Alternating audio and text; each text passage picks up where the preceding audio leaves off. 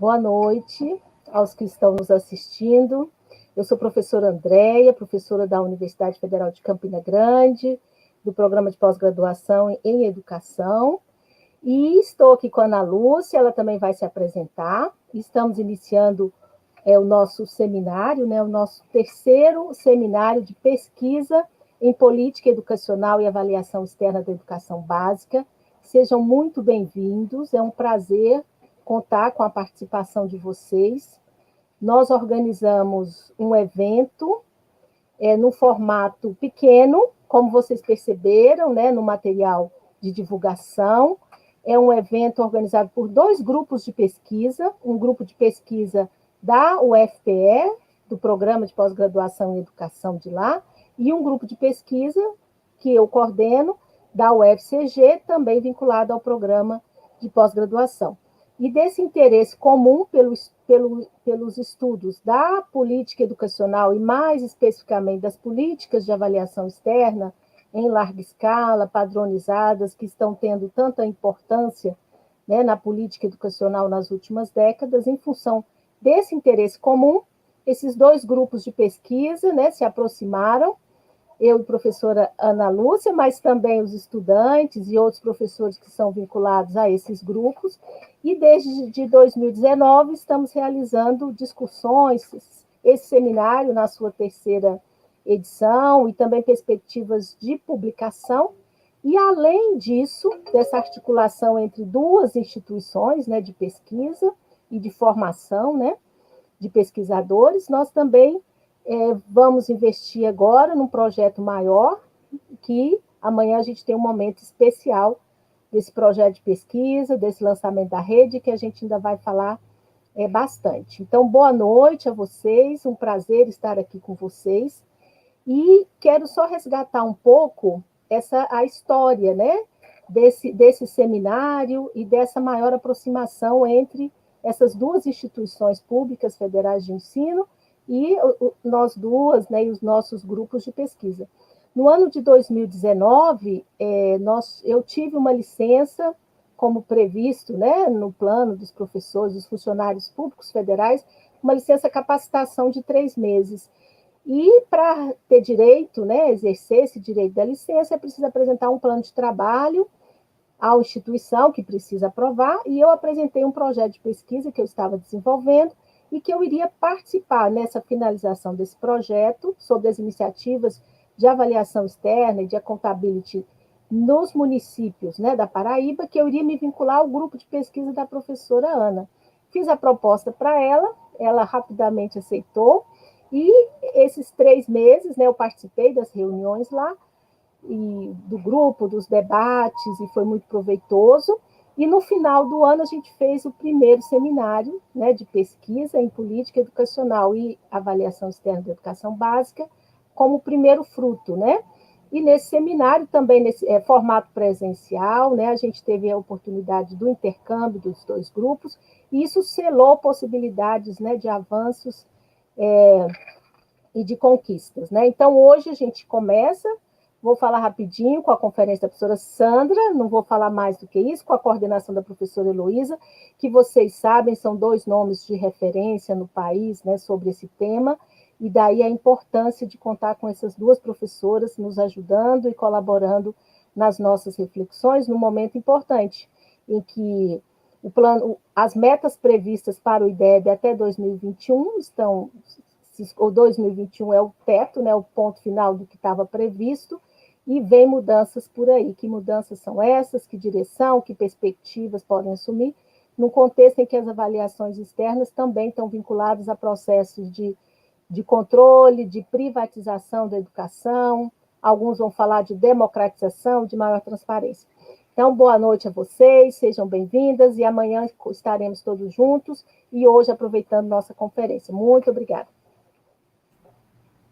Boa noite a todos e todas, é muito bom estar aqui. Boa noite, Andréia, minha colega, companheira aqui de trabalho. Esse é mais um seminário, como a Andréia já explicou, que estamos aqui apresentando para vocês, com essa abertura hoje, nesse formato virtual, Hoje nós vamos ter essa temática, né, SAEB, DEB e Sistemas Estaduais de Avaliação da Educação Básica, mudanças à vista, fazemos essa pergunta, né, e a professora Sandra vai trabalhar com a gente, né, vamos ter esse prazer. Mas eu quero destacar para vocês a nossa programação, que segue de hoje até amanhã, né. Hoje nós temos essa atividade com a professora Sandra e com a coordenação da professora Heloísa Vidal.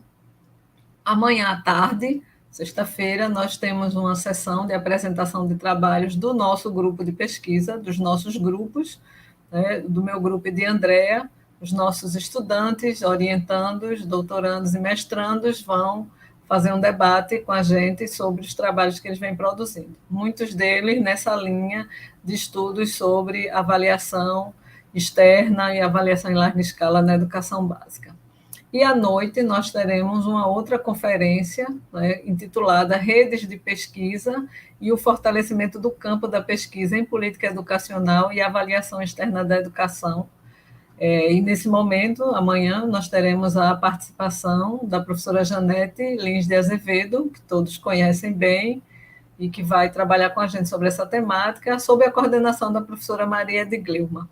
E amanhã à tarde, amanhã à noite, ao final da conferência, nós teremos o lançamento da rede de estudos em política de avaliação educacional e accountability, né? Uma rede que nós estamos agregando aqui no nosso grupo vários pesquisadores do Nordeste, que a nossa intenção aqui é fortalecer os estudos sobre essa área e fortalecer os estudos na nossa região. Então, sejam todos bem-vindos e bem-vindas, é um grande prazer estar aqui com todos, com a Heloísa. Eu vou convidar a Heloísa para vir para cá, para a gente dar continuidade, né, sem mais delongas, porque está todo mundo esperando ouvir a professora Sandra. Então, a professora Heloísa Maia Vidal está aqui conosco, né, nessa rede, né, já fazendo parte da nossa rede, e aí já recebe tarefas, né, Heloísa?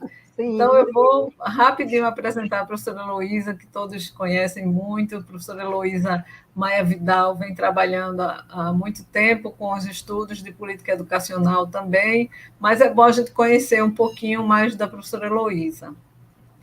Heloísa possui graduação em Engenharia Elétrica pela Universidade Federal da Paraíba, graduação em Filosofia pela Faculdade de Filosofia de Fortaleza, mestrado em Educação e doutorado em Educação pela Universidade Federal do Ceará. Então, atualmente é professora associada da Universidade Estadual do Ceará, trabalha no programa de pós-graduação em Educação, né, e tem experiência na área de educação, com ênfase em planejamento educacional, e atuando principalmente nos temas ensino de física, educação à distância, política educacional, ensino médio e indicadores educacionais. Então, Heloísa, seja muito bem-vinda essa noite, é um grande prazer te receber aqui, estarmos juntas, não só te receber, mas é um grande prazer estarmos juntas nessa nova tarefa que a gente inicia aqui com esse grande grupo. Um grande abraço, vou deixar você aí com a nossa convidada, já agradecendo, né? Sei que a Heloísa vai fazer esse agradecimento especial, mas já agradecendo a presença da professora Sandra, né? Um abraço para todos e todas e vamos ter uma noite de grandes aprendizagens. Obrigada, Ana Lúcia. Boa noite a todos e a todas. É um prazer estar aqui. É o terceiro seminário, é o segundo ano que eu participo, então estamos quase começando tudo junto, né? Meu nome é Heloísa Vidal, como a Ana Lúcia falou, sou professora da UES, e a mim coube a tarefa de coordenar a conferência de hoje, que está sob a responsabilidade da professora Sandra Záquia, né? Então, antes de mais nada, eu gostaria de agradecer a Sandra em vir dar essa colaboração aqui ao Grupo do Nordeste, né? A Sandra é uma referência na área de avaliação externa, avaliação em larga escala, né? Então, um rápido perfil aqui da professora, ela possui graduação em Pedagogia pela Universidade Presbiteriana Mackenzie, mestrado em Educação e Currículo pela PUC de São Paulo e doutorado em Educação pela USP, né? Atualmente, ela é professora colaboradora da USP, tem experiência na área de educação com ênfase em política, planejamento e avaliação educacional, atuando principalmente em temas relacionados à política educacional, avaliação escolar e ensino. A professora Sandra tem mais de 85 artigos publicados em periódicos sobre esses temas, tem 6 livros publicados, 49 capítulos de livros, né, mais de 200 palestras sobre esses assuntos, e já realizou mais de 100 trabalhos técnicos envolvendo também a área de educação e política educacional e avaliação, né? A Sandra conhece as experiências do Nordeste, né? E aí eu já falo de uma posição de que o Ceará foi um dos primeiros estados a criar mecanismos de avaliação de larga escala na década de 90, né? E a Sandra já estava por aqui olhando e discutindo e pensando e colaborando com as nossas avaliações, né? Então, é profunda conhecedora do assunto. Outros estados do Nordeste foram criando os seus sistemas. À medida que o tempo passa, nós temos a geração dos anos 90, a geração dos estados que criaram nos anos 2000, depois os que criaram de 2010 para cá. Então, com certeza, é um tema para o qual a Sandra se debruça com muita atenção, inclusive com publicações relacionadas ao tema. Acho que quase todos os alunos de pós, do mestrado, do doutorado, meu, da Ana Lúcia, da André, de outros colegas da universidade, leem aquele texto seu e da Alicia de 2012, que fala das 3 gerações de políticas de avaliação de larga escala, né? Ali é uma leitura obrigatória para todos, porque não só situa o contexto, como dá uma perspectiva histórica de como esses processos vão caminhando, né? E isso faz com que a gente entenda um pouco mais onde chegamos e por que chegamos, né? Então, Sandra, eu gostaria de agradecer e agora a palavra é sua para conversar aí com seus leitores, a maioria seus leitores. Se ainda não é, vai virar. Ei, querida Heloísa, agora você me assustou, viu, com esses números aí. Porque, na verdade, é um tema, sem dúvida, que eu há muito estudo e pesquiso, e tenho um interesse grande de divulgação de pesquisa, mas, para te falar a verdade, eu nunca paro para ver quantos eu publiquei, o que eu publiquei. Então, você me assustou agora, viu? Mas também são muitos anos, né, gente, de dedicação aí ao campo da educação e, particularmente, a avaliação educacional. Então, acho que essa produção reflete o tempo que eu já estou aí na estrada, né? Eu agradeço muitíssimo esse convite que vocês me fizeram, né? Por meio da Andréia, Ana Lúcia, e espero retribuir à altura, porque considero um privilégio poder estar com vocês nesse seminário. Um seminário em que reúne muitos pesquisadores da região Nordeste, particularmente, quer dizer, não exclusivamente, e que eu tenho muito interesse realmente num diálogo com vocês. Então, essas oportunidades de encontros, de seminário, mesmo que à distância, acabam sendo muito ricos também para mim. Acabam também trazendo questões e provocações que me estimulam a continuar os estudos e pesquisas. Então, quero dizer que eu estou aqui com muita alegria, né? E também parabenizar e desejar que tenha um futuro brilhante a rede que está sendo lançada, né, o que será lançada no dia de amanhã, nesse evento, a rede de estudos em políticas de avaliação e accountability, envolvendo instituições, universidades de 8 dos 9 estados do Nordeste, né? E então eu desejo que ela tenha vida longa e desde já registro também meu interesse em manter uma interlocução com esse grupo, né? Que eu acredito que, sem dúvida, essa união, essa articulação, esse diálogo que vocês estão estabelecendo por meio da constituição dessa rede vai contribuir, sem dúvida, para o avanço da produção de conhecimento no campo da avaliação educacional. Para começar a minha interlocução e debate com vocês,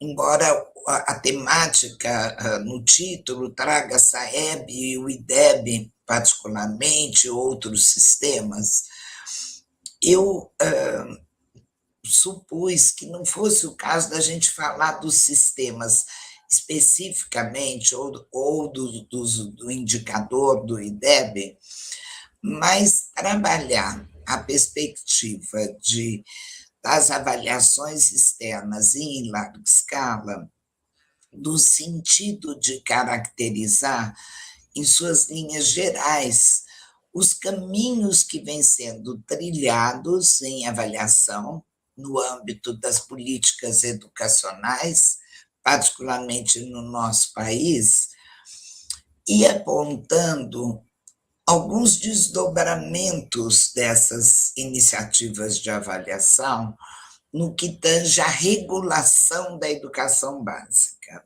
né? Então, esse seria o propósito da minha fala de hoje, e para isso eu pensei em explorar 2 eixos, né? Que um seria avaliação e gestão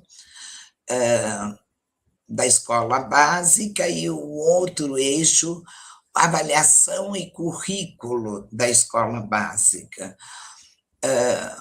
Ambos os movimentos ilustrando o que eu estou denominando uma regulação da educação básica que se concretiza por meio da avaliação, né? Mas antes da gente falar propriamente dito da avaliação da educação básica, eu vou repetir algo que está nos meus escritos, acho que desde os anos 80, que acho que situa de que lugar e por que esse interesse, inclusive meu, nos estudos no campo da avaliação, né? E um primeiro aspecto que eu acho importante alertar para vocês que estão desenvolvendo estudos nesse campo é a importância da avaliação, que a avaliação adquire, dado o fato de que é uma atividade que carrega em si um poder muito grande, né? Seja qual for o objeto em análise, a avaliação, e seja qual for o objeto da avaliação, podemos estar falando de avaliação de aprendizagem, de avaliação de uma instituição, de avaliação de política, de avaliações em larga escala, a avaliação ela tem um potencial de induzir mudanças em relação ao objeto e à realidade em análise, né? E, portanto, ela carrega, inerente à atividade avaliativa, o potencial de afirmar valores. Portanto, não existe neutralidade num processo avaliativo, né?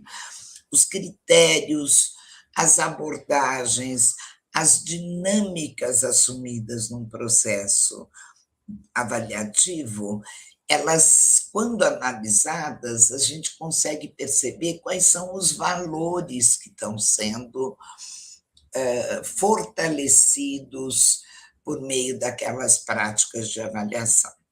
Então, essa ideia de debater, de propor, ou de direcionar, eventualmente, as tendências das práticas e das concepções dominantes de avaliação, são aspectos ou são questões que só vão se colocar quando há, no limite, uma divergência com os valores que aqueles processos de avaliação estão afirmando, né?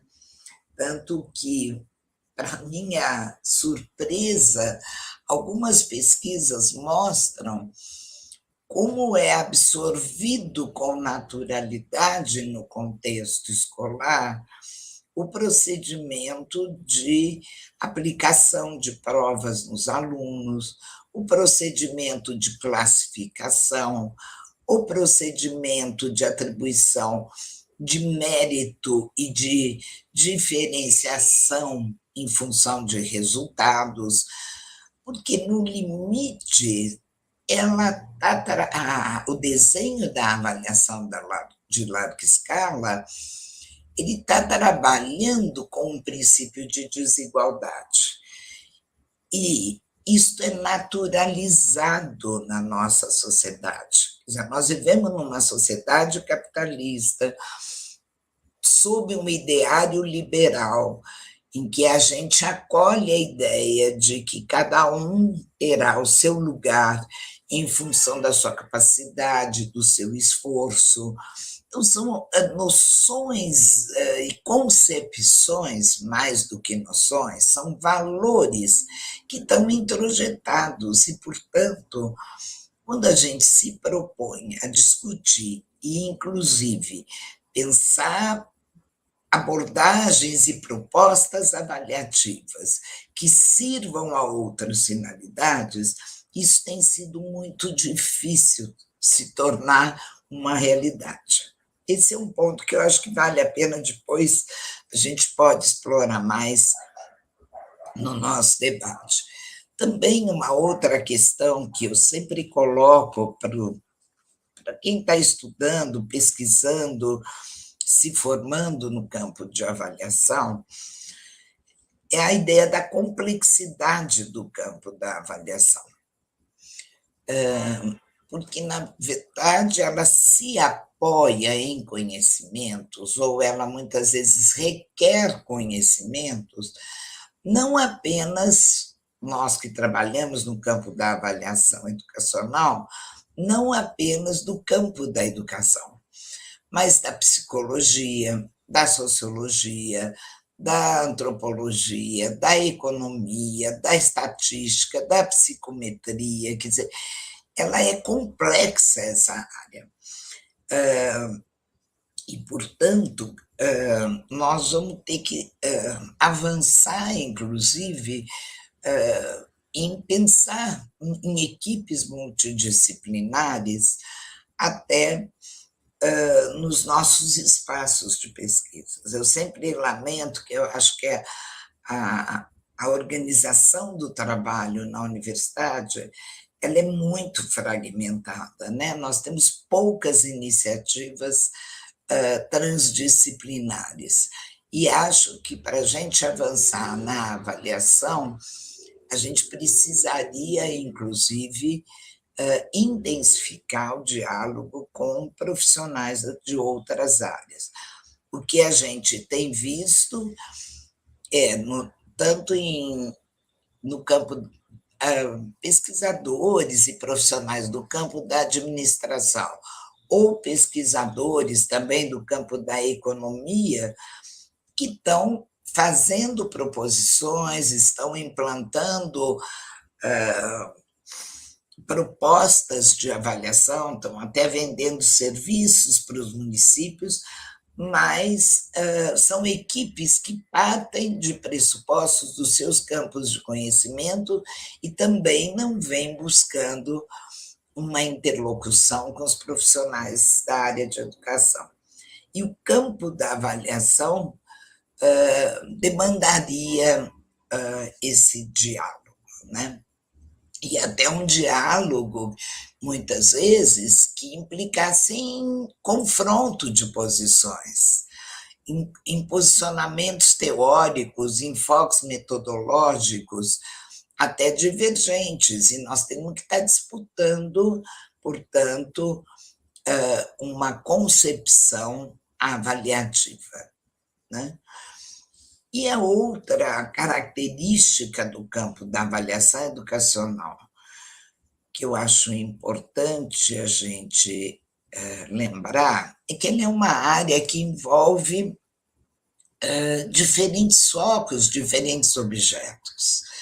E, possivelmente, este grupo que nasce em torno dos estudos da avaliação em larga escala, avaliação externa, né, em larga escala, possivelmente na sua história e na sua trajetória, virá a contemplar outras facetas da avaliação educacional, né, que eu acho que também são importantes e relevantes de serem discutidas e de serem debatidas, né?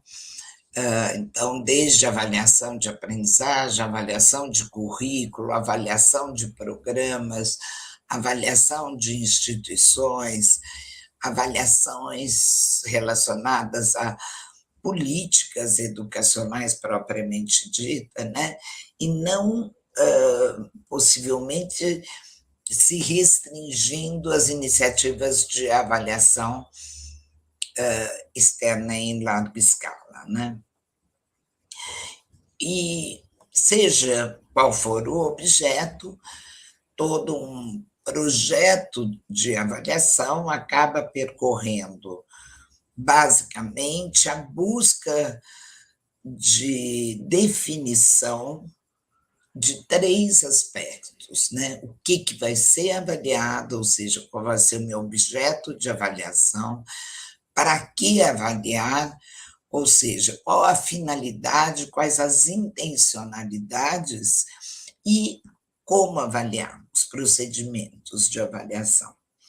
Embora a gente diga que são 3 questões básicas, seja qual for o objeto da avaliação, na verdade, são múltiplas as respostas que a gente pode dar a essas questões. Porque, como eu disse no início, a resposta a essas questões expressam concepções e valores que temos sobre sociedade, homem, educação, escola, professor, estudante, enfim, ela não é uma resposta destituída de intencionalidade, destituída de crenças do que seria a situação, vamos dizer, esperada e desejável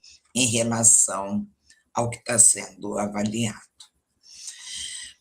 A partir dessas considerações iniciais, que eu sempre digo que eu acho que são pontos de partida para uma discussão do campo da avaliação educacional, eu vou explorar agora, então, aquela primeira, como eu falei para vocês, eu pensei de tratar da avaliação, gestão e currículo da escola básica, e numa primeira vertente, a relação entre avaliação em larga escala e gestão. Logo que foi implantado o SAEB, eu lembro que eu escrevi um texto que se intitulava Avaliação ou Instrumento de gestão educacional. Salvo engano, era até uma questão, tinha um ponto de interrogação. Era uma questão que eu trazia, quer dizer, qual era o propósito que, de fato, aquele desenho de avaliação iria cumprir, né? Seria um instrumento de análise e compreensão da realidade, para a busca de proposições, de soluções, de superação de fragilidades, ou seria um uso dos resultados das avaliações para gerir o sistema, e não necessariamente vivenciar na sua essência um processo avaliativo. Mas, na medida que a gente observava as primeiras iniciativas de avaliação e a forma como os gestores vinham lidando com essas avaliações, não estava bastante claro ainda o uso do resultado no sentido de apoiar uma dada lógica de gestão educacional.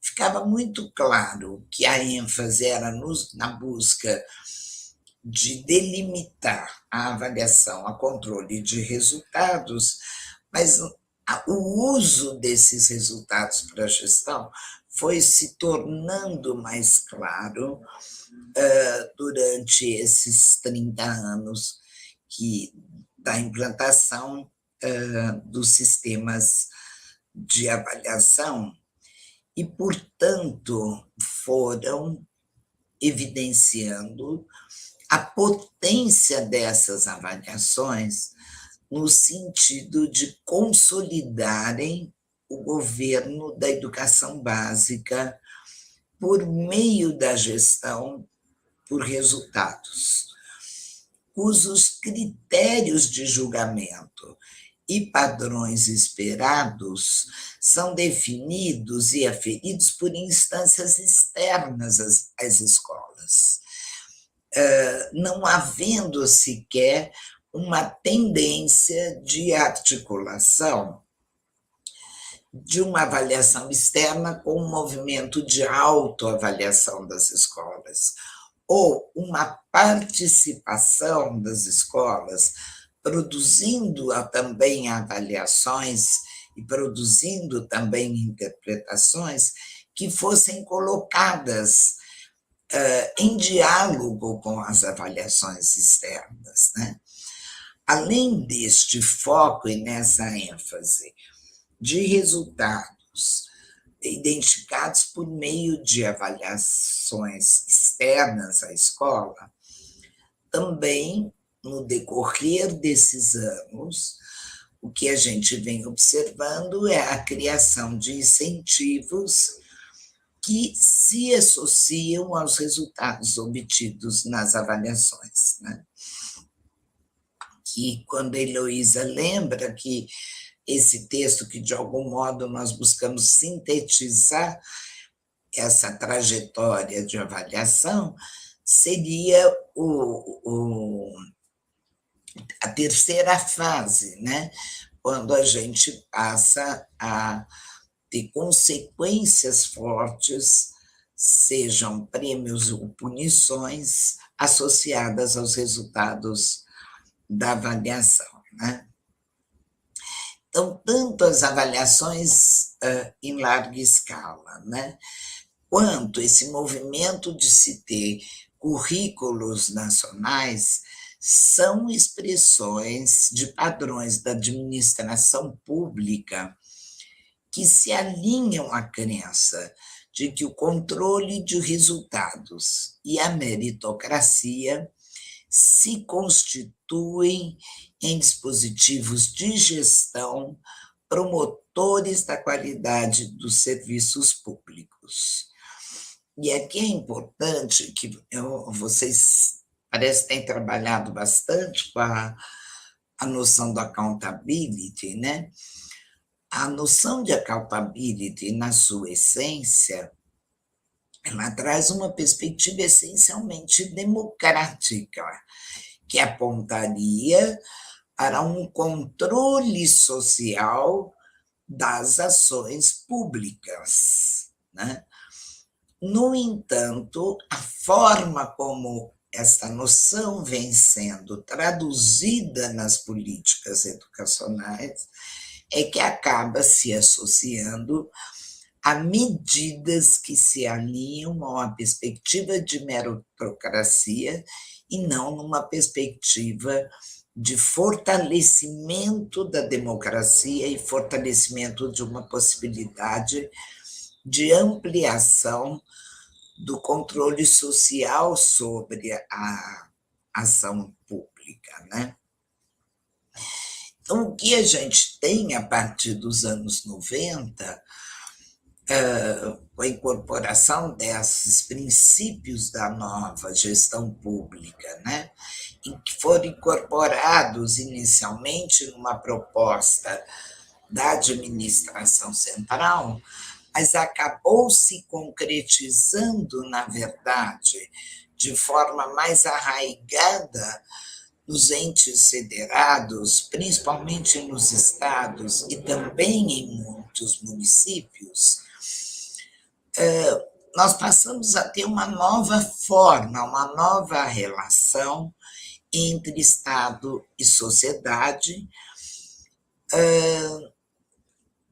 e que as avaliações passam a assumir centralidade muito grande no sentido de concretização desta lógica e como um dos principais instrumentos de ação pública. Eu tenho trabalhado muito com essa ideia de que a avaliação ela tem sido o principal instrumento de ação pública, compreendida como expressa por Lacombe e Galé, como as técnicas e os meios de operar dispositivos que permitem, vamos dizer, materializar, operacionalizar a ação governamental. E quando eles dizem, quer dizer, o meio do governo operar, eles alertam que, portanto, são ferramentas que não são axiologicamente neutras. Ao contrário, elas trazem valor embutido, as opções de ação pública, as opções da forma do governo operar, portam valores que expressam uma dada interpretação do social que se realiza por meio da ação pública, né? No caso desta ação pública, eu diria que talvez os dois principais instrumentos sejam a avaliação e o financiamento, né?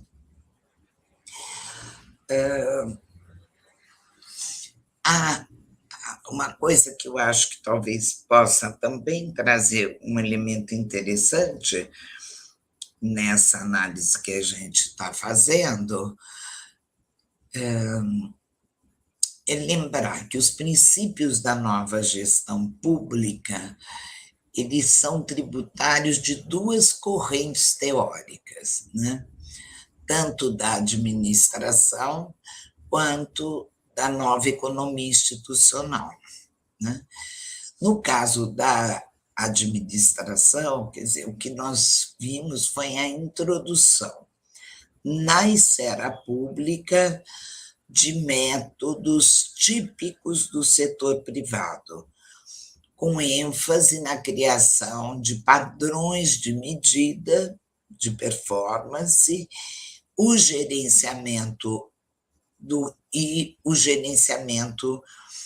de resultados, ou seja, o foco, a ênfase em resultados. No caso da economia institucional,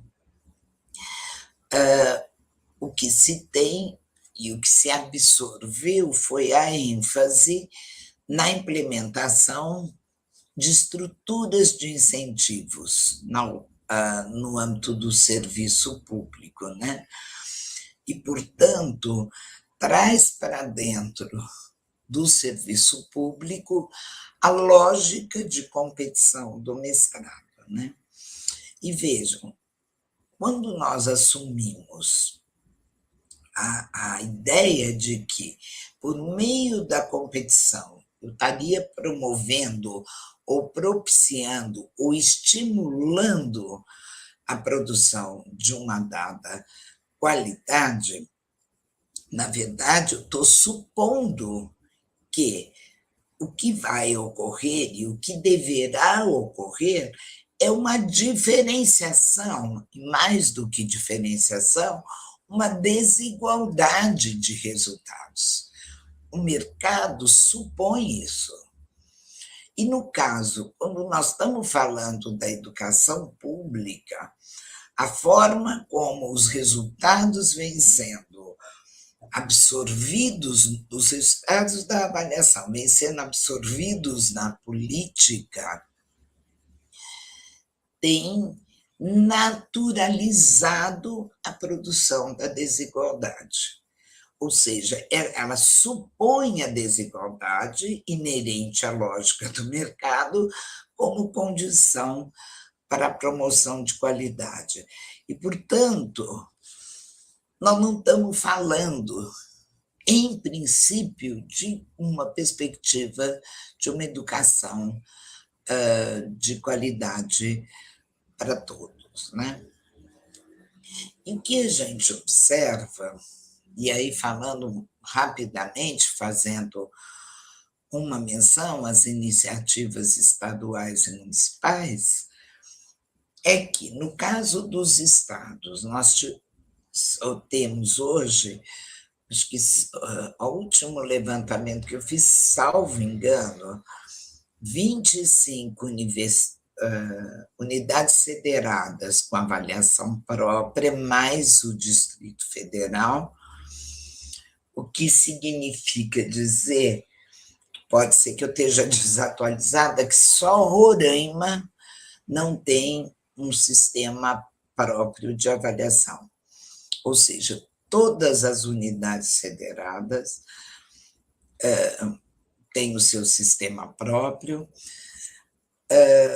muito similares, até porque o CAED tem sido a instituição dominante, né, nas proposições de avaliação, e aí, com diferentes graus, a absorção desta lógica, ou absorção desses princípios da nova gestão pública a partir dos resultados dessas avaliações. Em âmbito municipal, também nós temos visto que gradualmente os municípios também têm aderido não só realizam, né, as avaliações propostas pelo governo federal, como muitos deles aderem às propostas dos governos estaduais, né, aos quais estão vinculados, e, para além disso, muitos municípios já estão realizando suas próprias propostas de avaliação, né? Aquela pesquisa que foi feita pela Fundação Carlos Chagas, pela INEP, coordenada pelo João Horta e pela Adriana Bauer, da qual eu participei, nós obtivemos respostas de aproximadamente 80% dos municípios brasileiros a essa pergunta, né? Se tinham sistemas próprios de avaliação. E 30% desses que responderam disseram que contavam com propostas próprias de avaliação.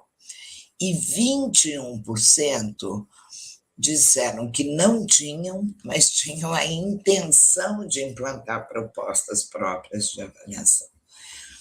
Então, o que nós temos assistido é que o desempenho dos alunos em avaliações tem cada vez mais sendo interpretado e tratado como expressão de qualidade, né? E subsidiando as principais decisões de gestão nas redes de ensino.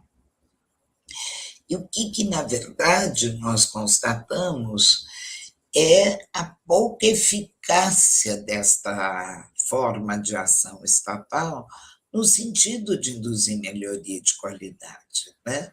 No entanto, nós estamos insistindo em manter e reproduzir um desenho avaliativo que, ao menos se tomarmos como referência os resultados apresentados pelos estudantes nessas avaliações, nós não temos evidência para dizer que, mesmo nessa visão limitada de qualidade, nós tenhamos tido um avanço ou uma melhoria, né?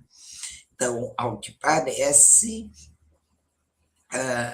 não se abandona, na verdade, ou não se revê, ou não se amplia, ou não se redireciona esse delineamento avaliativo, porque ele permite apoiar uma dada forma de regulação sobre as escolas, professores e estudantes, né? E daí, cada vez mais também, não só a implantação dos incentivos, o que tem muitos efeitos colaterais, né? Essa competição que é gerada por meio da implantação dos incentivos, muito monetários ou não monetários, né? Ela acaba levando a resultados ou práticas não desejáveis, né? E isso, algumas pesquisas até já registram algumas consequências desse tipo, desde professores que não querem assumir salas que são em que seus estudantes são avaliados por meio das avaliações externas, desde solicitação para que alunos que não apresentam bom desempenho não façam as avaliações, a indução a que o aluno deixe uma determinada escola, porque o seu desempenho pode vir a comprometer o bônus a ser recebido pela escola ou por seus profissionais, né? Então, a gente acaba tendo já vários registros, vamos dizer, de efeitos colaterais destas iniciativas de avaliação, tal como vêm sendo executadas de modo dominante, né? E, portanto, o que a gente assiste é muito um foco de responsabilização da escola, particularmente dos professores, associando, portanto, os incentivos, o recebimento ou não dos incentivos, sob o suposto de que a avaliação gera competição e competição gera qualidade, né? No entanto, o que acaba ocorrendo é que políticas formuladas sob a lógica da classificação e da seleção incorporam, e mais do que incorporam, naturalizam a exclusão como inerente aos seus resultados, o que é incompatível com a ideia do direito à educação. Essa é uma ideia, é uma questão, para mim, nuclear, e que eu tenho insistido já há alguns anos, né? Então, além da gente reduzir a noção da qualidade, a desempenho de alunos em testes, a avaliação em larga escala passou a se constituir um instrumento de controle do trabalho escolar e de fortalecimento da meritocracia, noção que eu não digo que ela vem para dentro da escola por meio da avaliação externa, ela já estava lá, ela já faz parte, ela está introjetada na maioria de nós, né? Por meio do trabalho escolar. Tanto que, quando se fala, vamos implantar uma cultura de avaliação, as escolas não têm uma cultura de avaliação. Eu sempre digo, as escolas têm uma cultura de avaliação e as avaliações em larga escala, no limite, não trouxeram uma nova cultura de avaliação, tal como vem sendo apregoada, né? No fundo, essas práticas vieram reiterar e vieram fortalecer uma cultura de avaliação há muito presente na escola, que se pauta na ideia de que a avaliação é medida de conhecimento e que esta medida deve gerar uma classificação dos estudantes, os que sabem, os que não sabem, os que serão aprovados e os que serão reprovados. Então, é este poder inerente à avaliação externa em larga escala que eu acho que nós temos que denunciar, e mais do que denunciar, pensar em caminhos alternativos para redirecionamento desta finalidade que vem sendo cumprida pelas avaliações externas em larga escala. Tá? Em nenhum momento eu digo que nós precisamos abrir mão de avaliações externas. Tá? O que eu digo é que nós precisamos analisar, nós precisamos redirecionar o uso que vem sendo desses resultados e, para além disso, ampliar o escopo do que nós vimos propondo como desenho e delineamento de avaliação da qualidade da educação. Né? Então, agora eu queria tratar um pouco do segundo eixo, trazer alguns pontos para a nossa conversa, que é a relação entre avaliação em larga escala e currículo, né? Que eu acho que, eu diria quase que é um desdobramento dos princípios da nova gestão pública, mas agora impactando diretamente no conteúdo escolar. Quando eu estou chamando currículo, eu estou usando numa acepção muito restrita, tá? Como aquilo que está prescrito em termos de conteúdos e habilidades escolares, e não numa concepção ampla de currículo, que é muito mais do que este conteúdo prescrito, né? Envolveria todas as concepções, interações, práticas, silêncios, enfim, que ocorrem no cotidiano escolar, né? E vou me referir particularmente à iniciativa mais recente, que é a aprovação da Base Nacional Comum Curricular, né? Então, eu gostaria de indagar, afinal de contas, para que a proposição dessa Base Nacional Comum Curricular, que define competências e habilidades enfim, os objetos do conhecimento, no caso do ensino fundamental, e padronizou, né, o que os estudantes na educação básica devem aprender, que inclui que saberes, como mobilizar esses saberes, como aplicar esses saberes, e desconsiderou, inclusive, proposições vigentes já nos estados em relação à educação básica, né? Então, o que se teve foi uma padronização, a proposta de uma padronização que se pretende abarcar todo o território nacional, né? Então, o que a mim me parece que a intenção governamental, por meio desse mecanismo, é reafirmar e recrudescer e consolidar a própria lógica de gestão educacional orientada pelo controle dos resultados, que eu acabei de comentar, por meio dos rumos adotados na avaliação em larga escala.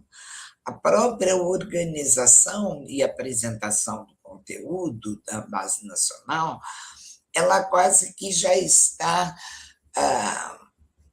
indicando qual vai ser a matriz de avaliação, né? Então, com a padronização curricular, se fortalece a avaliação como instrumento de gestão. Quer dizer, é um forte ingrediente, se já vinha sendo assimilada no âmbito das gestões estaduais e municipais, das redes de ensino, e os princípios da nova gestão pública e o desenho proposto de avaliação e o tipo de uso de resultado, isso só se fortalece com a base nacional, né? Enquanto avaliação, enquanto um instrumento de gestão, né?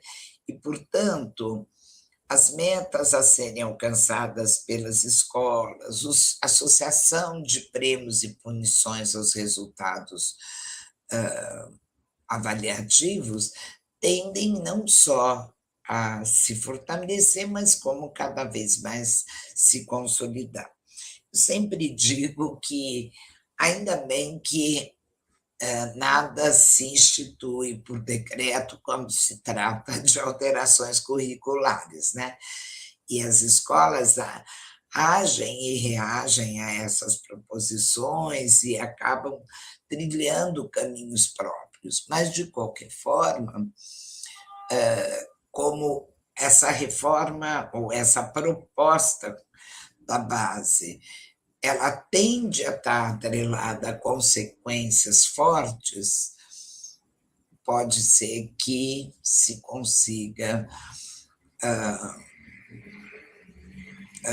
uma implantação, ao menos que, mesmo que seja no sentido do ensinar para a prova, o que já vem, de certa forma, acontecendo, né? E por isso que eu digo, quer dizer, não é só por conta da BNCC, quer dizer, mesmo as pesquisas já tinham mostrado, e vocês têm pesquisas aí relacionadas aos estados do Nordeste, né?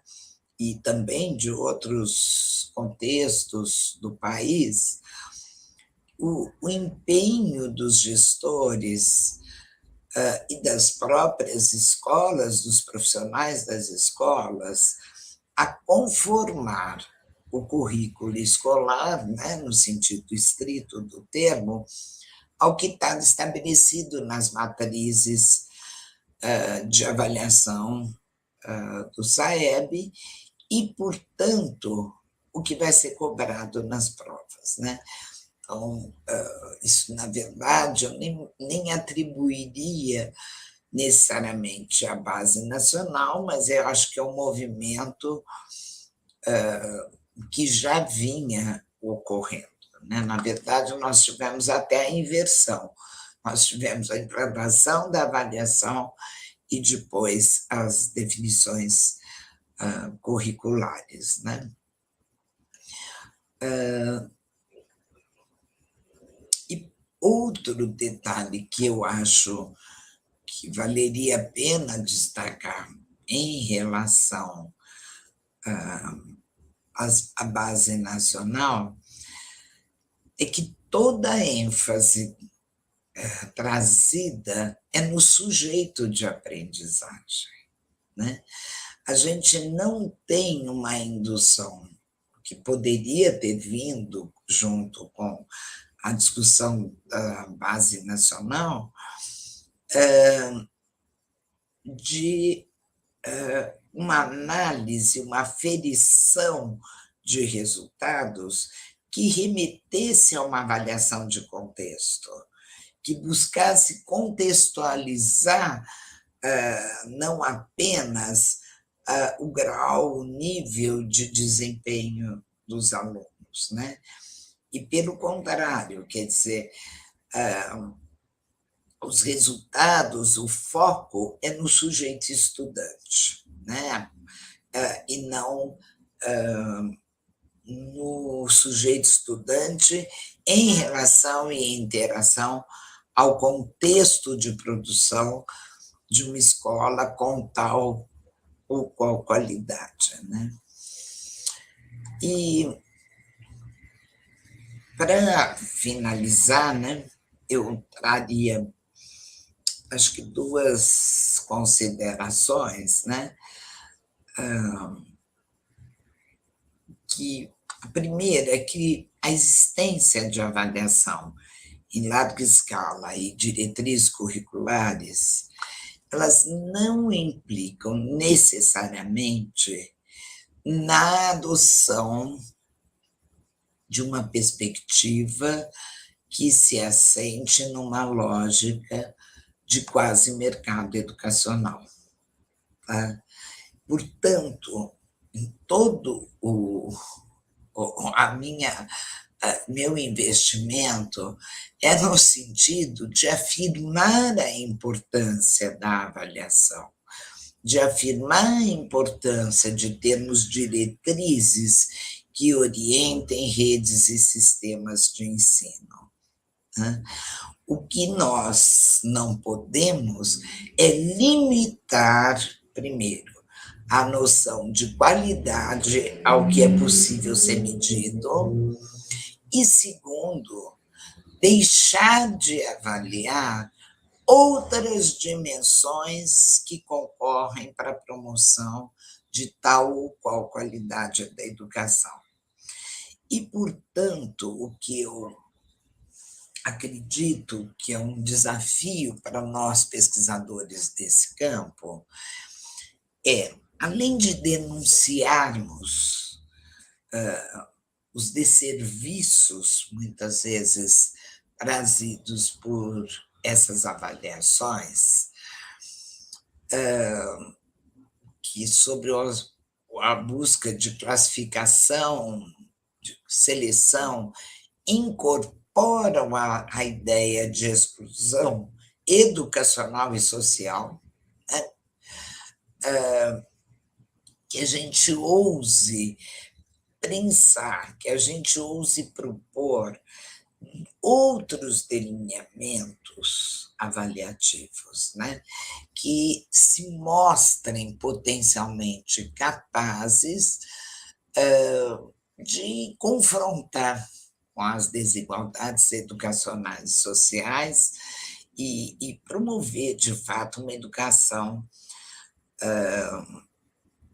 de qualidade para todos, né? É difícil, particularmente no momento que nós estamos. Vejam, nós estamos num momento em que a gente tem um governo ultraconservador, para não dizer desmontando, né, está está buscando um desmonte da sociedade brasileira, da democracia, da ideia republicana, enfim. Mas, e vejam, várias iniciativas no campo da educação acabaram incidindo onde? Na avaliação e no currículo. Né? Acho que uma coisa bem evidente, por exemplo, é que se teve uma intervenção nas questões do Enem, por exemplo, né? O que significa que poderá ocorrer o mesmo com as questões do SAEB. E isso não foi agora, neste último Enem.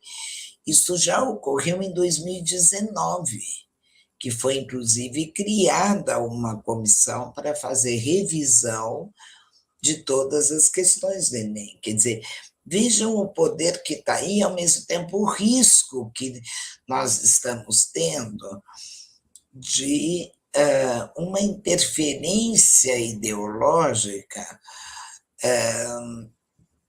de colocar dentro das escolas, através das avaliações, toda uma perspectiva de que ciência não existe, ciência não tem valor, não tivemos golpe, nem revolução, enfim, tudo que está vindo junto com esse governo ultraconservador, né, e genocida. Vejam, por exemplo, os ataques ao INEP. Uma tentativa mesmo de destruição do INEP, uma intervenção nas próprias publicações do INEP, textos sendo censurados, que é a principal instituição que nós temos de avaliação do país. Quer dizer, está mostrando mais uma vez o poder da avaliação. O que eu quero dizer para vocês é o seguinte: nós temos que usar esse poder, nós precisamos, entre aspas, tomar esse poder para realmente afirmar a importância da avaliação, mas uma avaliação que se dê em bases democráticas e que não se aparte de um princípio maior, que é o da justiça social. Eu acho que este é o grande desafio para nós, pesquisadores, numa perspectiva de produzir conhecimento que tenha relevância científica, mas que tenha também relevância social. Muito obrigada por esse tempo que vocês acompanharam aí minhas colocações, minhas considerações, e me coloco agora à disposição para o nosso diálogo, para o nosso debate. Obrigado, Sandra, uma excelente palestra. E eu só lembrando uma coisa que você falou e que é muito importante, antes de partir para as perguntas aqui do público, você falando do direito à educação, e eu fiquei me lembrando, falando aqui do Ceará, que é o estado que a gente estuda mais, né? A oferta de EJA, por causa das avaliações, está diminuindo estupidamente, né? Nenhuma escola quer oferecer turma de EJA, porque a EJA compromete os resultados da avaliação. E o outro aspecto que chama a atenção também, nessa mesma linha do direito à educação, é que a escola está ficando cada dia mais longe da casa da criança, né? Se a gente pegar a rede escolar do Ceará de 2007 a 2017, nos últimos 10 anos, 2.000 escolas fecharam. Não é? Aí você vai perguntar assim, elas fecharam porque a matrícula diminuiu? Sim, a matrícula do fundamental diminuiu, mas não na mesma proporção. Né? Então, significa que as próprias redes estão se redesenhando em vista de obter melhores resultados nas avaliações. e quanto mais escolas pulverizadas você tem, mais difícil isso se torna, né? E é um movimento sem fim, né? Bom, nós temos aqui um bloco de 3 questões, Sandra. Eu vou ler as 3 juntas. Se você, à medida que for respondendo, não for se lembrando, aí você me aciona que eu repito de novo. Nós temos uma, mas eu acho que dá para fazer algumas sínteses também, né? Nós temos uma pergunta da Rawane Silva, que é a seguinte: você vislumbra alguma possibilidade de uma reformulação no modelo de accountability, utilizado tanto nas esferas estaduais quanto na nacional, por um modelo mais democrático? A Gilda Cardoso pergunta: os modelos de Sobral e do Ceará são celebrados como cases de sucesso quanto ao tripé avaliação, gestão, currículo para estados e municípios brasileiros. Quais seriam as fragilidades desses cases? E, finalmente, a Andréa, de Campina Grande, diz que, considerando esses usos e abusos dos resultados das avaliações externas e, ao mesmo tempo, a credibilidade que ela conquistou na sociedade, quais são os desafios da pesquisa nesse campo?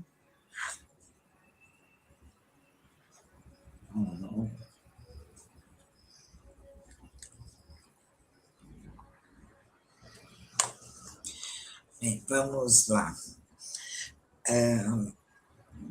A primeira questão é Rawane, né? Rawane. Rawane, né? Isso. A Rawane... Em busca de um modelo mais democrático. Mais democrático, né?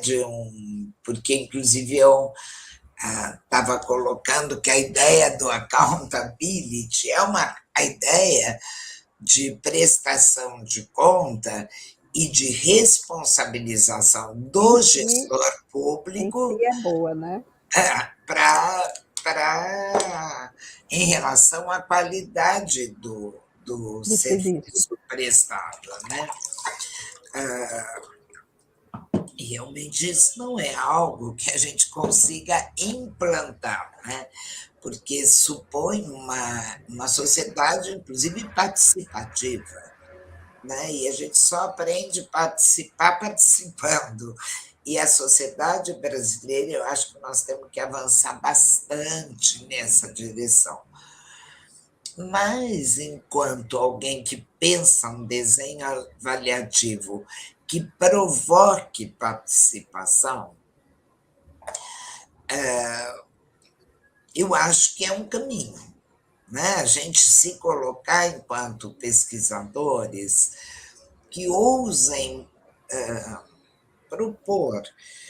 E eu tive uma oportunidade que eu acho que foi muito importante, ao mesmo tempo que foi muito desafiadora para mim, que foi construir em diálogo, né, com movimentos, com gestores, com pesquisadores da área de educação infantil, alguns subsídios para a avaliação da educação infantil. Foi uma produção divulgada em 2012, em que eu atuei como consultora do MEC, subsidiando um grupo de trabalho, e fiz um esboço do que eu chamei de alguns subsídios para fazer a avaliação da educação infantil, que eu considero que possa ser, inclusive, utilizado para pensar a avaliação do ensino fundamental e médio também. E nessa ideia de responsabilização, de prestação de contas, em que eu julgo a questão da participação assim como algo nuclear, essa proposta, ela previa uma avaliação que ocorresse em todas as instâncias, né? Não, então, uma avaliação que ocorreria da escola, uma avaliação que ocorreria dos órgãos intermediários, uma avaliação dos órgãos centrais, prevendo, inclusive, diferentes fluxos. Então, todos de todas as instâncias atuando como sujeitos da avaliação ao tempo em que estariam sendo avaliados, né? Então, os órgãos centrais avaliariam os órgãos intermediários da escola no movimento de avaliação externa. Por sua vez, a escola participaria avaliando os órgãos intermediários e centrais, e todos esses movimentos, esses fluxos ascendente e descendente, articulados com movimentos de autoavaliação de cada instância, né? Eu acho que isto seria uma possibilidade de construirmos espaços formais de participação, em que os sujeitos teriam voz e se sentiriam gradualmente todos responsáveis pela produção de uma educação de qualidade, né? Porque não é a ideia de não responsabilização. Acho que todas as instâncias e todos somos responsáveis pela produção da qualidade, que é muito diferente do que a gente tem hoje, né? Que é responsabilizar a escola ou o professor, geralmente pela não adequação, em primeiro, qualidade entendida como resultado nos testes e responsabilidade da escola e de seus professores, principalmente, né? Uhum. Isso eu acho que seria um caminho, né, para a gente caminhar numa perspectiva de accountability democrático, vamos dizer assim. Gilda, querida, está por aí? Vamos lá, você me pergunta fragilidades, né, desses cases, no caso do Ceará, e acho melhor do que eu a Heloísa pode te contar muitos relatos, né, Heloísa? É sempre bom olhar externo, Sandra. Mas eu já tive, inclusive, a oportunidade de participar de algumas bancas, né, de mestrado, doutorado, e, na verdade, tem muitas, vamos dizer, resultados indesejáveis e muitas consequências difíceis de serem aceitas enquanto, vamos dizer assim, leitura de que os casos são de sucesso, né?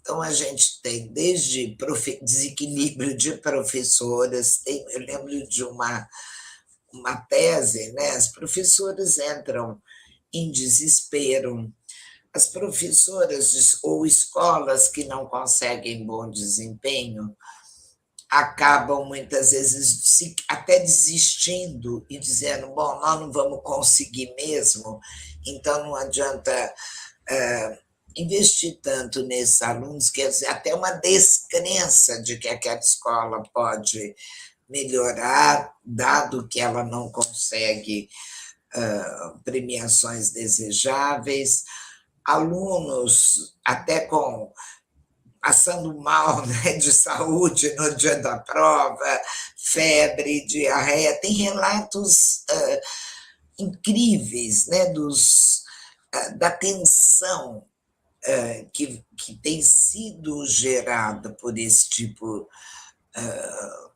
de ação governamental, que muitas vezes está sendo muito bem conduzida, né? E, portanto,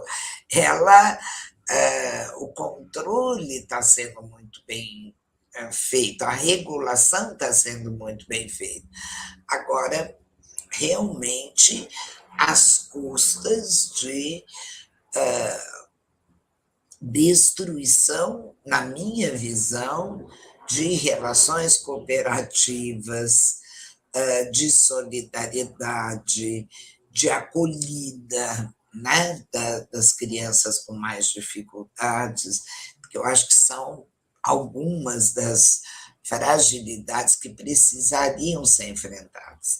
E a outra coisa é que eu acho que chega uma hora que tem o esgotamento do próprio modelo. Eu acho que este modelo chega uma hora que o próprio poder indutor dele se fragiliza. E acho que nós estamos, talvez, caminhando para lá. Caminhando para isso. Eu não sei o que a Heloísa pensa, Sim, entendeu, Heloísa?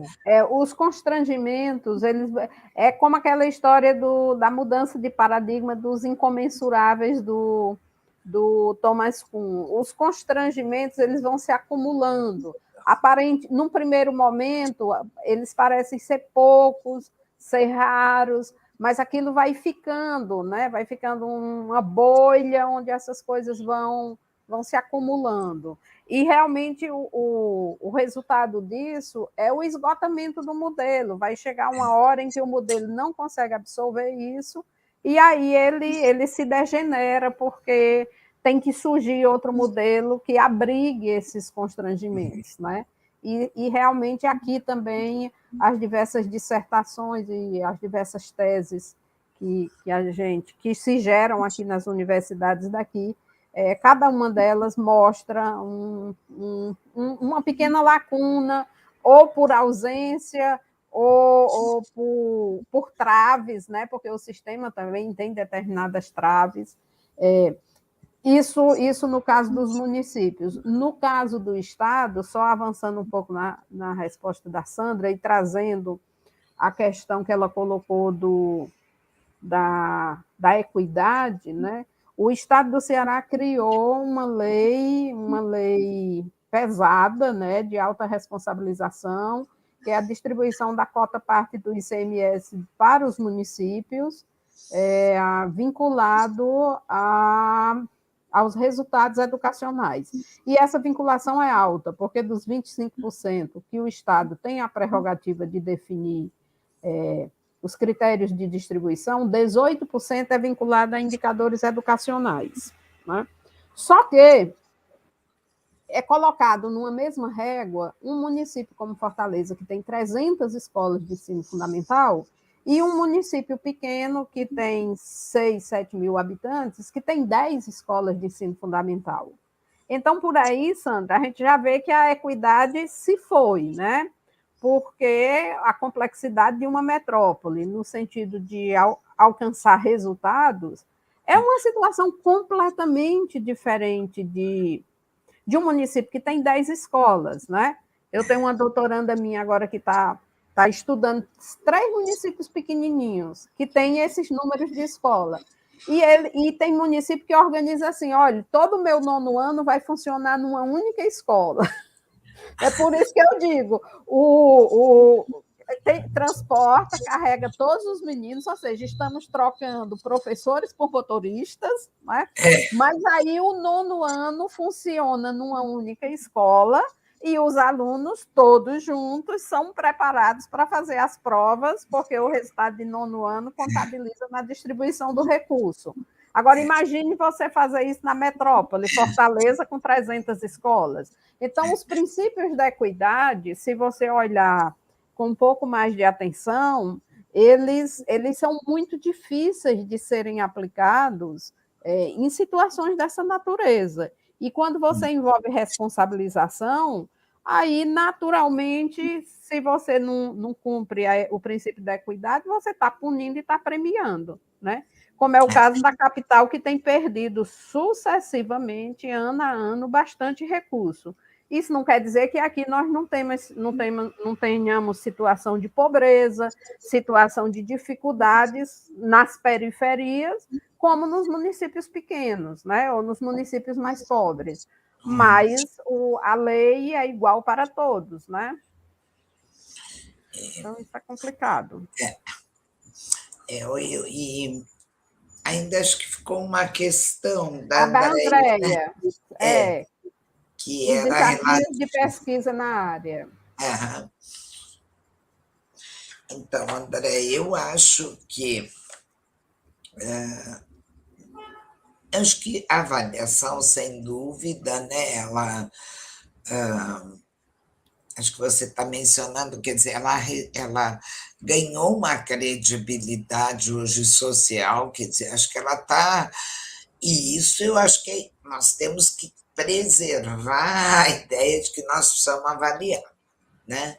Nós temos que afirmar que é dever do Estado avaliar. Quer dizer, eu acho que, às vezes, equivocadamente, alguns estudos, eu falo que jogam a criança com a água do banho, porque, ao criticar a forma como a avaliação vem ocorrendo e as suas principais características, acaba criticando e associando que a avaliação externa não precisaria existir. Não é isso que eu acho que é o caminho. Eu acho que nós precisamos ter avaliação externa, avaliação interna, heteroavaliação, autoavaliação. O que nós precisamos, enquanto pesquisadores, e foi um pouco que eu já trouxe na minha fala, eu acho que agora nós estamos num momento de um pouco além da denúncia, né? Eu acho que agora nós temos tido, os estudos têm sido muito reiterativos, vamos dizer, em relação a esses desserviços das avaliações. Eu acho que seria importante, primeiro, a gente trazer as tensões e contradições que estão sendo produzidas dentro da escola, novas proposições, eventualmente, que estejam sendo desenhadas e, ao mesmo tempo, ousar trazer alguma contribuição para o campo, com proposições, com delineamentos de avaliações, né? E eu sempre acho que uma contribuição que a gente pode estar dando é isso, acho que seriam estudos que tenham tragam também, além de uma seriedade, consistência acadêmica, uma contribuição social, né? No sentido da gente confrontar o que está sendo hoje dominante e preponderante. Muito bem. Vamos ao próximo bloco de perguntas. A primeira pergunta, Sandra, é do Gilvanildo Silva, e ele pergunta o seguinte: as avaliações externas causam impactos no trabalho docente, na gestão da escola e do currículo. Como podemos efetivar práticas contra-hegemônicas na perspectiva de ter uma educação para além deste modelo? E o Anderson pergunta: incentivos iniciativas como a BNCC e as mudanças no Fundeb, vinculação de recursos a resultados, atualizam a terceira geração de políticas de avaliação ou nos direcionam para uma quarta geração? Finalmente, a Inalda Santos pergunta: na sua visão, como mudar, desmistificar a ideia da classificação por desempenho dos alunos, que vem sendo corroborada pelos pais e pela sociedade?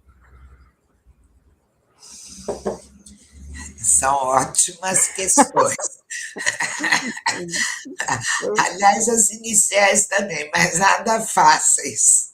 Sim, verdade. De serem tratadas, né? Eu vou comentar um pouquinho alguns pontos, né? Mas acho que é isso que eu falo para vocês, da riqueza, né? Desses encontros, que eu também acabo saindo muito provocada, né? Para avançar a partir dessas provocações de vocês. O Givanildo, né? Quer dizer, eu acho que as práticas contra-hegemônicas, primeiro, que elas vão ocorrer quando, de fato, a gente tiver um projeto divergente do projeto dominante, né? Por que eu estou dizendo isso? Eu trabalhei muitos anos discutindo com profissionais da educação a questão da avaliação da aprendizagem, né?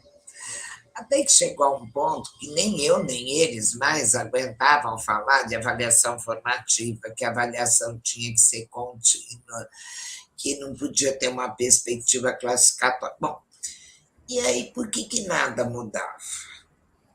Então eu dizia assim, gente, não é só a informação, né? Eu não vou trazer informação nova para vocês. Não sei se vocês já estão cansados de ler, de reler, de saber. Sabem de cor salteado os textos do Lucchese, né? O que é avaliar, o que é verificar, eu brincava com eles, né? Enquanto nós não confrontarmos esses valores dominantes, nós não vamos mudar nem a avaliação do modo que ocorre dentro da escola, e nem vamos estranhar a forma como vêm sendo conduzidas as avaliações externas. E como é que se criam práticas contra-hegemônicas dentro da escola? Por meio do fortalecimento de subgrupos que vão entrando em confronto de posições, de crenças. Não tem um jeito, você não institui de um dia para o outro, né? No fundo, é uma disputa que vai ter que ocorrer no cotidiano da escola, né?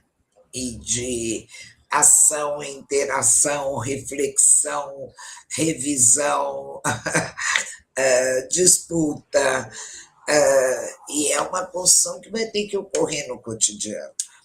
Vejam, por exemplo, quanto é difícil os sistemas de redes, quando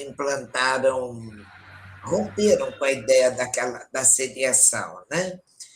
Implantaram os ciclos, organizações não seriadas anualmente e tal.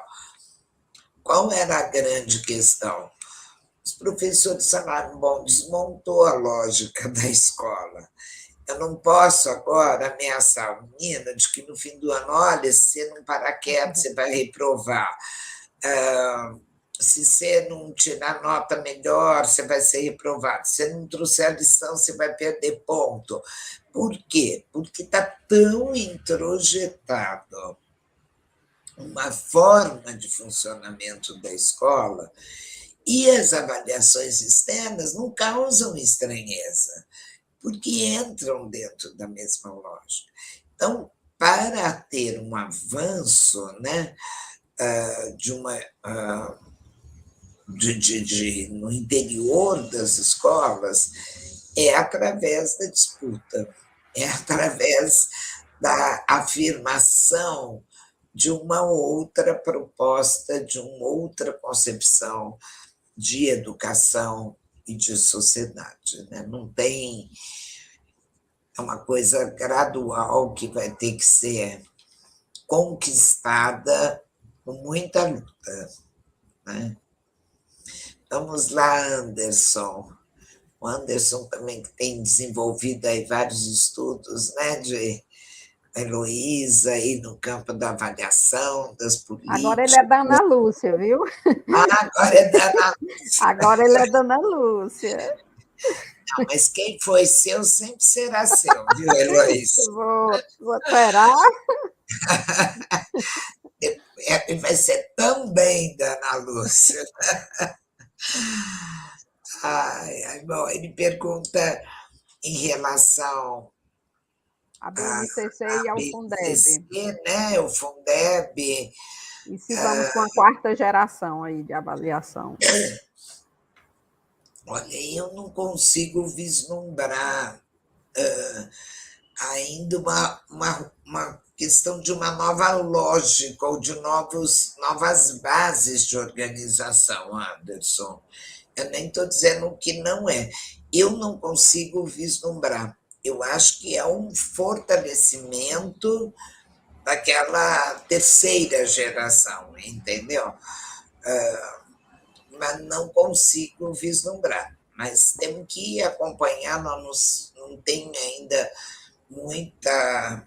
Aliás, está difícil fazer o que vinha sendo feito, né?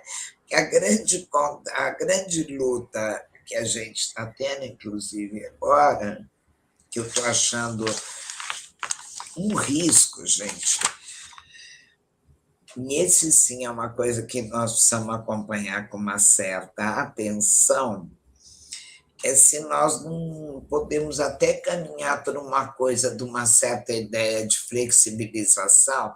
Estou falando isso pensando na avaliação da pós-graduação, tá? Sob um discurso de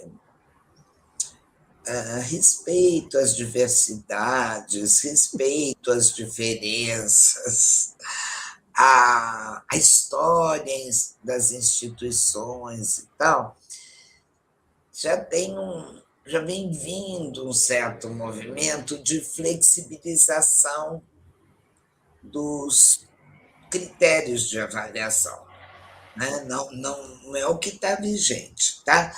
Mas eu digo que você tem na base aí um discurso rondando e que, no fundo, pode significar uma total flexibilização de qualquer tipo de controle estatal, né? No caso da pós-graduação. Quer dizer, a gente está vendo uma pressão enorme para aprovação de cursos à distância, inclusive na pós-graduação. Então, esse, por exemplo, é um espaço que eu acho que pode apontar uma quarta geração de relação do Estado com a forma como o Estado vem lidando com a avaliação, né? E que eu acho que pode vir também, sem dúvida, para algo do tipo para a educação básica. E até nós pesquisadores, acho que temos que estar sensíveis a esses movimentos, né?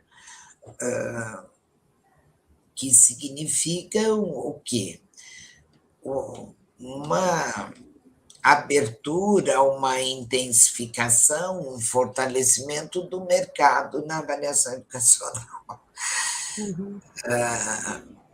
Né? Então, se de repente tem um desmonte de um órgão como o INEP e passa essa avaliação a ser feita por instituições privadas, com critérios flexíveis, enfim, sabe-se lá o que pode vir, né?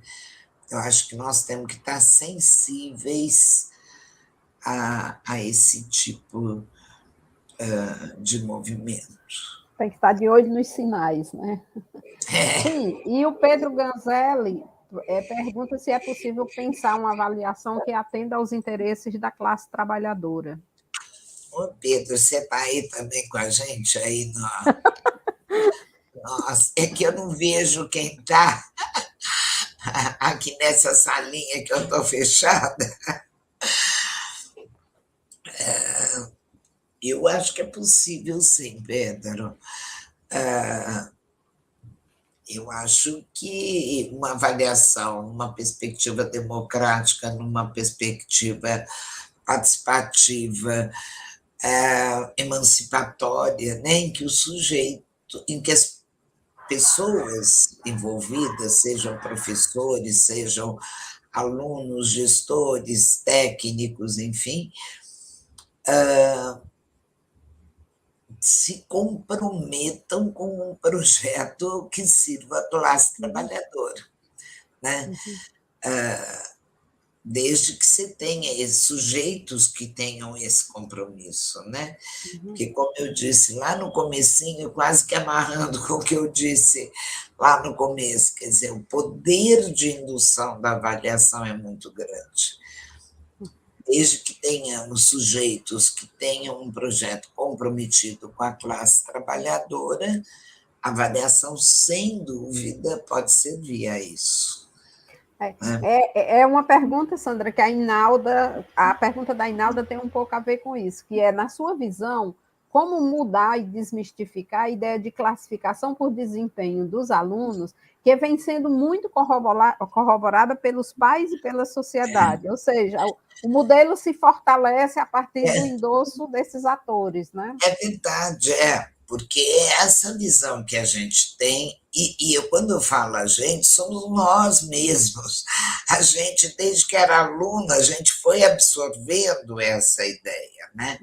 Então, eu acho que é realmente um desejo de mudança que tem que existir. Não basta leitura, informações, estudos, tal. Eu acho que tem que ter um desejo de mudança, e aquilo volto a dizer, e um compromisso com um projeto realmente de educação que se volte para o acolhimento e inclusão de todos, né? Não tem Tem outro. duas perguntas, eu vou deixar das competências socioemocionais para o final, porque isso é uma zona bem polêmica. A Rádia Gabriele Gonçalves da Silva, ela faz uma afirmação que é o seguinte: a educação básica atual influencia diretamente no futuro da educação de nível superior. Quais aprimoramentos você acredita necessária para, no futuro, colhermos melhores resultados? E, finalmente, a Andréia, né, vai fechar aqui o ciclo de perguntas com chave de ouro, né? Como você analisa as perspectivas de avaliação das competências socioemocionais contidas na BNCC? Quais são os riscos? Vamos lá.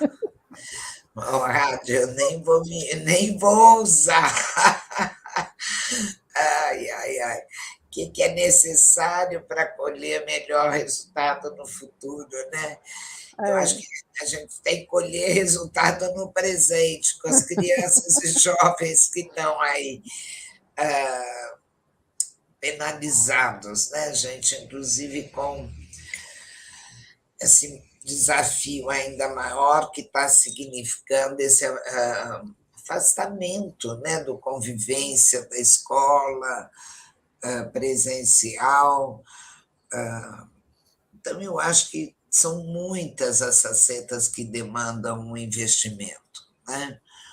Eu acho que, inclusive, quando a gente pensar em avaliação, depois eu posso até fazer alguma referência para vocês desse desenho que eu faço, mas eu sempre penso assim, nós precisamos avaliar insumos, né? Nós precisamos ter condições de garantir o acolhimento dos estudantes. Nós precisamos analisar processos que significam interações, relações, dinâmicas instituídas no interior. Tudo isso produz qualidade, tal ou qual qualidade, né? Produz alguma qualidade. Então, para a gente pensar numa melhor acolhimento e formação dos estudantes, eu acho que nós não podemos ficar só lá avaliando o resultado, né? Eu acho que a gente tem que pensar um modelo, uma abordagem avaliativa que dê conta de analisar e propor melhorias em relação a insumos, a processos e a resultados, né? E levando, inclusive, em conta as necessidades dos estudantes e a realidade de vida e de trabalho dos estudantes, né? Muitos deles, antes até de serem estudantes, são trabalhadores, né? Então, eu acho que o acolhimento é essa realidade de vida, num projeto e numa perspectiva de um currículo que dialogue com a realidade de vida desses estudantes, são questões que têm que ser contempladas, por exemplo, numa avaliação dos processos e relações de trabalho, né? Então, as competências socioemocionais. As competências Como socioemocionais. avaliar as competências socioemocionais, Sandra? Sabe que essa foi uma discussão que eu, inclusive, a gente propôs, e a Amped até fez uma manifestação lá atrás muito interessante, né? Criticando essa perspectiva de,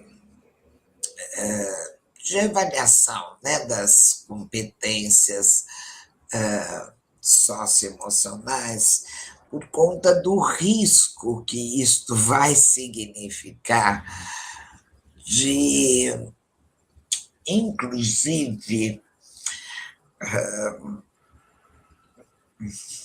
eu nem diria, não é criar, é fortalecer a ideia que a gente já trabalha, né? O que é o aluno padrão, o que é o aluno ideal, inclusive a gente já faz isso, né? E já exclui todos os alunos que, por suas características individuais, culturais, ambientais, não correspondem àquilo. Né? Vamos caminhar para o pensamento único, né? Pensamento todo mundo pensando igual. Aí passa na prova. Sabe o que é? E uma conformação de comportamento. Sim. Né?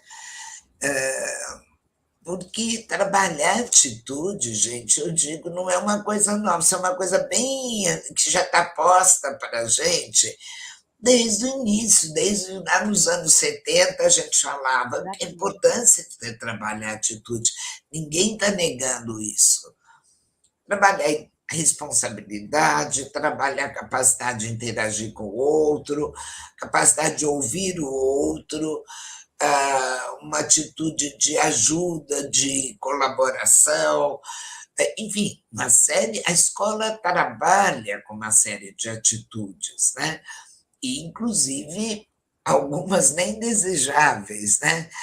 Mas a questão é, quando isto vira padrão de desejabilidade e tende a se transformar, inclusive, em instrumento de avaliação com determinados quesitos que devem ser observados, eu acho que o risco que nós temos, né, de intensificar os processos excludentes, discriminatórios no interior da escola são muito graves, muito graves, né? Bom, gente, estamos caminhando para o final, né? Já só faltam 8 minutos para a gente terminar o nosso evento. A organização do evento está lembrando de vocês assinarem a frequência, e eu gostaria de encerrar agora com uma última pergunta, que é da Maglia Gouveia, mas, ao mesmo tempo, ampliando um pouco mais a pergunta da Maglia, porque eu acho que aí a Sandra fecha a fala dela e as considerações sobre a avaliação. A Maglia pergunta qual a sua opinião sobre a realização das avaliações do SAEB nesse contexto pandêmico, né, em que o processo de ensino e aprendizagem está bastante fragilizado. E eu vou mais além, Sandra, questionando para você comentar um pouco sobre o fato da a pandemia quebra a série histórica, quebra os ícones que a gente vinha olhando para as avaliações, né? Você acha que depois desse momento teremos muitas novidades em termos de avaliação, que é um pouco o que o tema da palestra fomenta, né? Quais mudanças virão, né? Existem muitas outras perguntas aqui no chat do YouTube, mas infelizmente não dá para a gente fazer todas, senão a gente ia ficar aqui até meia-noite conversando, né? Mas amanhã a programação continua normal, a partir das 14 horas, né? O grupo da UFCG e da UFPE apresentam as suas pesquisas em desenvolvimento, e à noite tem a palestra da professora Janete Azevedo, que também vai vai discutir temas de grande relevância. Então, a Sandra encerra aqui a fala dela falando sobre esse momento do SAEB e o que ela vislumbra para o futuro em termos desses modelos de avaliação que estão postos. Bom, eu acho que eu não vejo sentido em fazer uma avaliação em larga escala nesse momento, né, gente? Verdade. E nós temos tantos estudos e tantas pesquisas de como ocorreu o processo de educação escolar ou como não ocorreu o processo de educação escolar nesse período de pandemia, e os alunos já estão tão assim, medrosos, tensos, porque não conseguiram avançar tanto no seu processo. Aliás, alguns até optaram por abandonar a escola, que eu não vejo que finalidade vai cumprir a aplicação do SAEB nesse momento, né? Eu acho que nem se pode tomar o seu resultado como parte de uma trajetória histórica dos resultados do SAEB, né? Vai comparar com o quê, né? Comparar com o quê? Então, essa tem sido a minha posição. Eu agradeço muitíssimo as questões e me disponho a estar com vocês aí da rede em outros momentos, né, para a gente estar aí discutindo as pesquisas e vocês também estarem me trazendo colaborações e contribuições para a gente ir construindo esse campo da avaliação educacional no Brasil, né? Sempre tenho uma alegria muito grande quando eu vejo ex-orientandos, né, que já são hoje também referências e vêm produzindo no campo.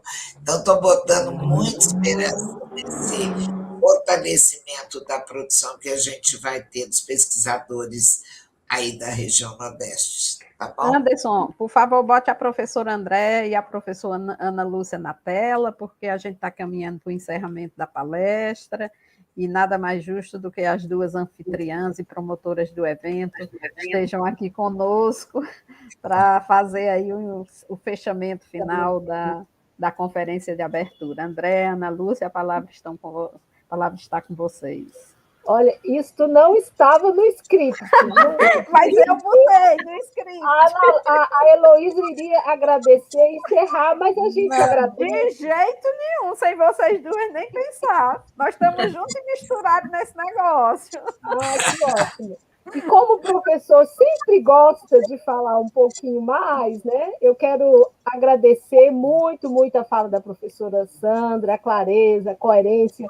Apesar que eu estou jogando a criança, o balde, o sabonete, porque esse modelo de avaliação que nós estamos está fazendo muito mal para a escola, né? Ele tenta aprisionar a vida que existe na escola, né? A autonomia, a criação. E agora com essa BNCC, que tem aqueles códigos, gente, parece brincadeira, né? Mas é a realidade. Então, brincadeira de mau gosto, né, Andréa? Brincadeira de mau gosto. A contra-hegemonia, a produção de uma proposta diferenciada e a resistência, que ela é sempre coletiva, né? Não é individual. Acho que a gente precisa discutir mais isso e aceitar menos, pensar mais e agir mais coletivamente. Muito obrigada, Sandra, muito obrigada, Heloísa. E quero fazer um agradecimento também, a gente esqueci, a Ana Lúcia também no início, a comissão de realização do evento, né? Nós estamos com os nossos orientandos do mestrado, né? No caso da UFCG, do mestrado e doutorado da UFPB, no apoio, ao Anderson, que está aí dando todo o suporte para essa transmissão. Eu não vou lembrar o nome de todos, mas cada um tem uma função e a gente trabalhou muito bem num tempo curto e amanhã tem mais. Muito obrigada. Obrigada, Sandra. Fiquei muito feliz aqui hoje e muito mais assim de ouvir você dizer que vai continuar nos dando apoio. Isso é muito bom. A gente precisa trabalhar muito junto. Foi ótimo Os nossos alunos estão todos ali no YouTube fazendo um monte de comentário. A comissão organizadora, que somos nós, com os estudantes, eles são ótimos. Olha, o Anderson dá um show aí com esse negócio aí de YouTube.